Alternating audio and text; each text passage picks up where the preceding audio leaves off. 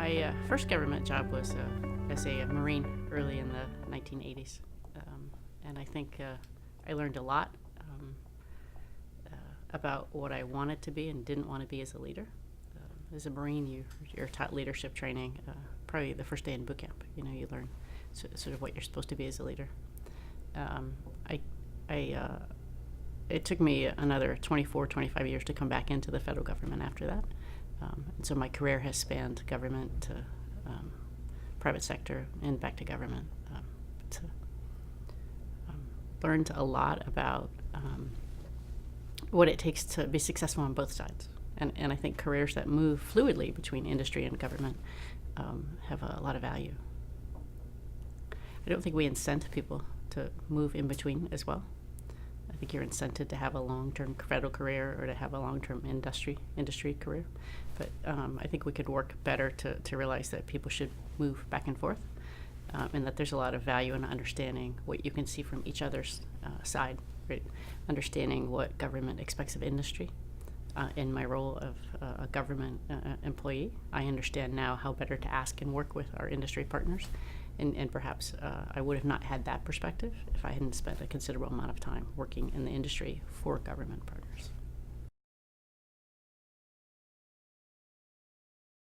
I like to sort of categorize myself as an unwilling participant in this IT career. I got thrown into a computer room and never left. And the one thing that influenced my career most was the man I worked for at the time understood how to challenge young people and to keep them interested in learning. And so I wasn't trained as a computer person, but I was thrown, not literally, but thrown into the room and said, here's the tape drive, here are the platters, there's some terminals here, you've got 50 users out at the end of the hall, and I expect you to be programming by the end of the month. And he just sort of walked away, and he set that challenge. And I either looked around saying I could try to find a job doing what I was trained to do, or I can accept this challenge and figure out how to move forward. And I looked around, found some books, and took a few weeks, and I was programming before his sort of time frame, and embarked on an IT career.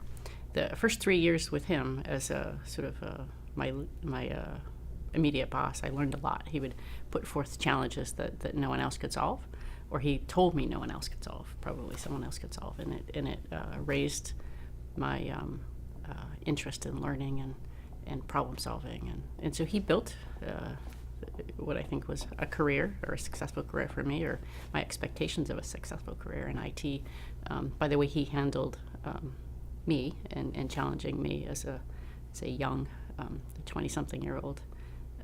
And in a world where IT, we didn't have enough people being trained in IT back then. So it was a sort of this culmination of trying to build IT people and figure out what makes a good IT person. So it was all about working for him. I talk a lot about how I'm dealing with some of the younger people that work for me from that experience.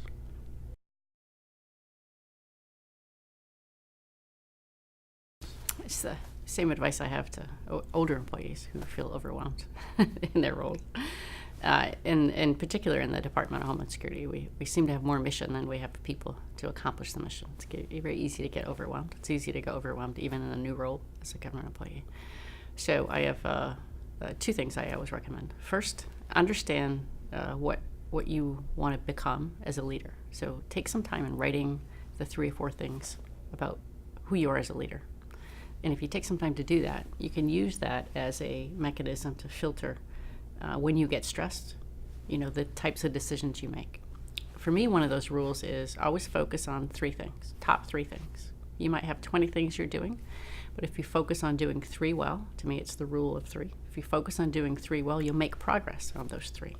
You'll always have 20 things to do or 30 things to do. But if you have to focus on some, get some done, and then move to the next. And so it's all about focusing.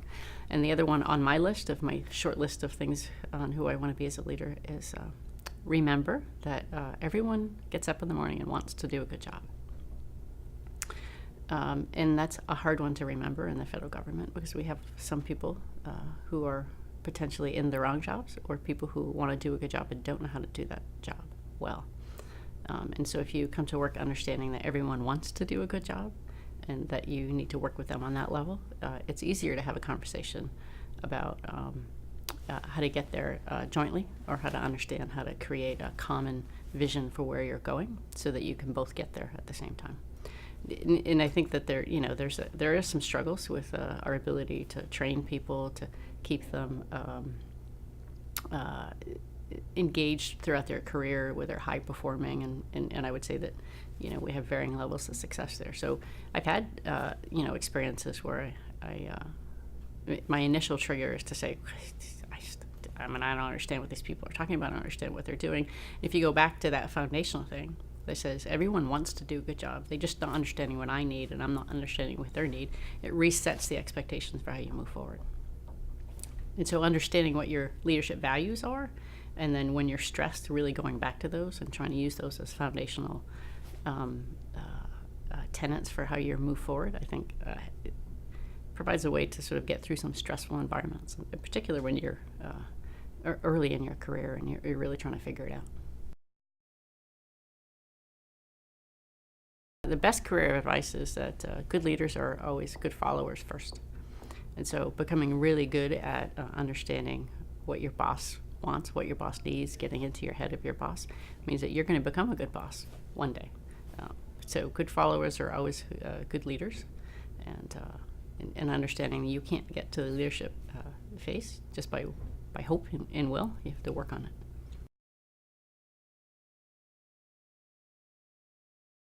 The first thing I did when I got to the Department of Homeland Security was look for 2 or 3 people who I could pick as mentors, either formal or informal mentors, people who seemed as though they were navigating the complexity of the department in a way that I would like to use as an advisor. So I selected a few people, asked them, if they wouldn't mind working with me. And so finding mentors, people who you can talk with and who emulate the types of leadership roles that you would like to sort of emulate, is important, because you do get it's a complex environment in the government. It's really hard to do some things that are seemingly shouldn't be so hard. Spending money, hiring people, getting the work done is a little harder by just being in the government. And sometimes having a sounding board for someone who's been there, or someone who's gone through these challenges in a way that they've succeeded at getting things done without alienating a lot of the coworkers. So finding mentors is really important.